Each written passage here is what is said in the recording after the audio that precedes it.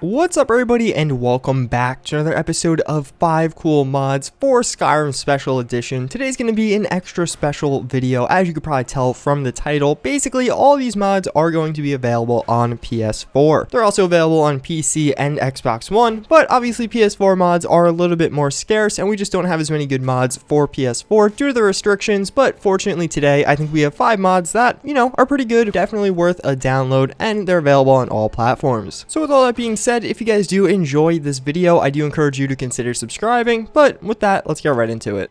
So the first one I do have to show you is the Whiterun Mansion. So this is basically adding in a massive player home right outside Whiterun. As you can see, it is a mansion. It does have a ton of different bedrooms, some different armors, etc, etc. But really it is just kind of the baller lifestyle. If you want to feel like you were successful in Skyrim, this is definitely the mansion you want to download. When you go inside, you'll find that you pretty much have all of the essentials, that being all the different crafting stations that you could want, tons of armor stands, and just tons of different storage. And I actually really like how this is right when you walk in. It's not like you have to go through the house. Even though it is very expansive, everything you need should be pretty easily and readily accessible. All around, it's a pretty cool mod, definitely a little bit different than some of the other ones out there. I'm sure you're gonna have a lot of unused space, but nonetheless, you could definitely feel a little bit cool each time you walk home.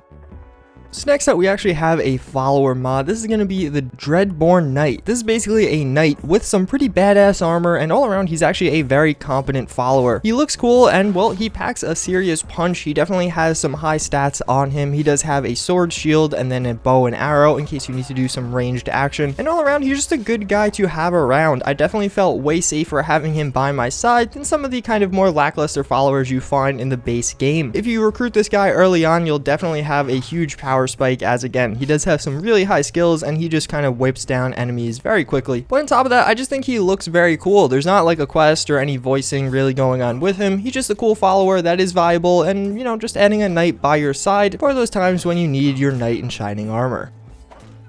So up next we have the Archmage Robes, but not really. Basically, these are that word I'm not even going to attempt to pronounce. It's basically a different school of magic inside of Skyrim. So it's taking the Archmage Robes and applying some different effects to them. So when you do have these things on, you're going to have all kinds of different spells that are going to basically allow you to regenerate health or magicka much faster than you otherwise could. It's not really overpowered if you're in the higher levels of the game. If you're early on in the game and you get these, probably going to be a little bit overpowered. But regardless, it's a cool armor. It looks pretty cool. I think it looks really nice, especially from behind, which you're probably going to see if you're kind of using your armor in third person. Plus, if your character is a mage, you're going to find the spells this adds very useful, but not overpowered. I think they're pretty fair. It's definitely, if you're kind of at least at the mid game, you're not going to be like kind of overwhelmed being like, wow, I could just one shot everything. It's just going to allow you to use some of your different spells more often and not die as quickly. All around, a pretty cool armor, definitely catering to some of those mage characters.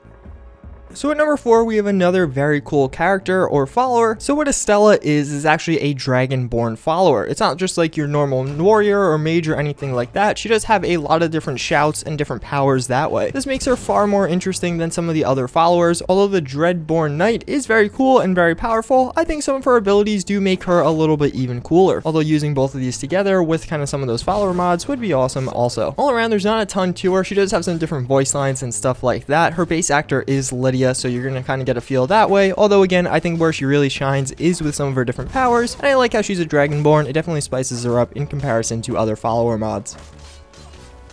So last but not least, we probably have one of my favorite mods on this list, and that is Supreme Storms. So this mod's actually pretty simple. More or less what it does is overhaul some of the storms in Skyrim, that being kind of the snow and the rain. All it does is make those much more powerful. So when you're walking through the rain, it's going to be like, wow, you're walking through the rain. And when you're walking through different snows, it will be like a blizzard, you'll be hard to see. And all around, it just makes weather a more prevalent force inside of the game. Again, it's a really simple mod. That's all it does. It just makes these storms a little bit more powerful, actually a lot more powerful. But regardless, it does, at least in my eyes, make it so when it's raining, it's not just kind of an afterthought. Now you're like, holy shit, it's raining, and you actually can't see that far during the rain or the snow because of the fog involved and all that. That's gonna pretty much wrap it up for this one though, guys. Obviously, I'm not gonna have PS4 episodes of the series all too often, but every few weeks I'm gonna try and throw one together and see what kind of cool mods are being released for PS4. There are actually a surprising number of mods. Unfortunately, a lot of them are like God mode or just hardcore mode or minor changes, but every once in a while we do get a gem, which I think 5 of them are gems in this video. Again, as always, I thank you guys for watching. I do hope you enjoyed, and I hope to see you all next time. Later.